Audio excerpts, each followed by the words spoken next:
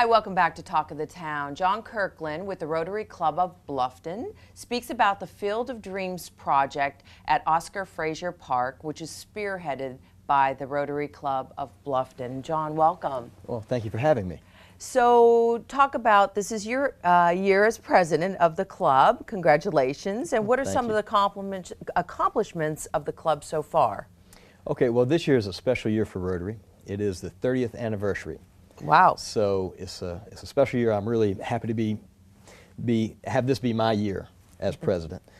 But so far this year, a couple weeks ago, we were able to wrap up our participation with the Arts and Seafood Festival. So the Rotary Club Bluffton has a big part of that event, and it turned out to be a great event. I mean, you couldn't beat the weather on Saturday. The street was full of people and vendors, and everybody was having a good time. So.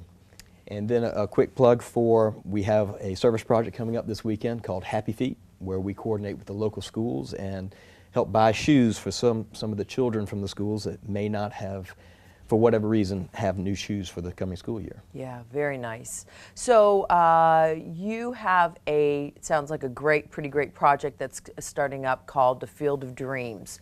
Talk a little bit about what that is. Okay, well, the Field of Dreams, about 2 years ago, discussion began in the club about how long it had been since the club had taken on a large project. Okay. The previous project being the Rotary Center at Oscar Frazier Park. And that was over 10 years ago. So part of that property was the Field of Dreams.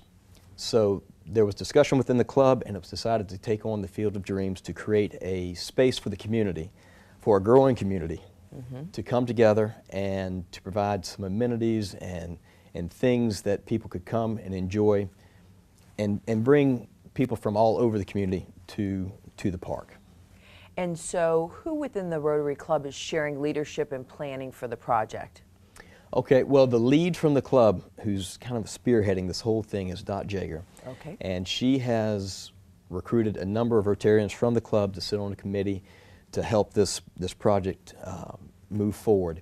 We've also, like I said, the discussion began 2 years ago, so we've had the support of a couple past presidents, their boards, have the support of my board this year, and also going into next year. So next year's president will also be on board with this. The length of this project, what do you think it's going to take? You've already said it's been 2 years in kind of the planning phases. Yes.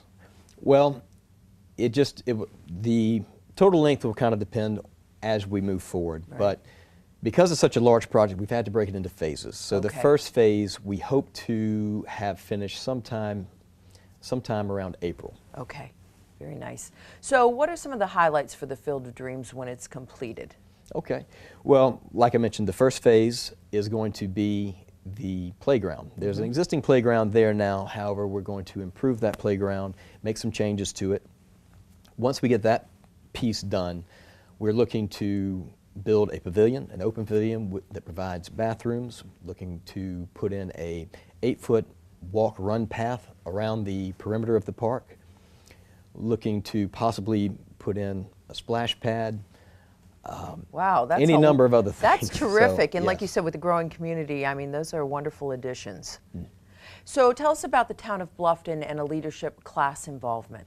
No, absolutely. So we have, since the very beginning, the town of Bluffton has been part of this whole process.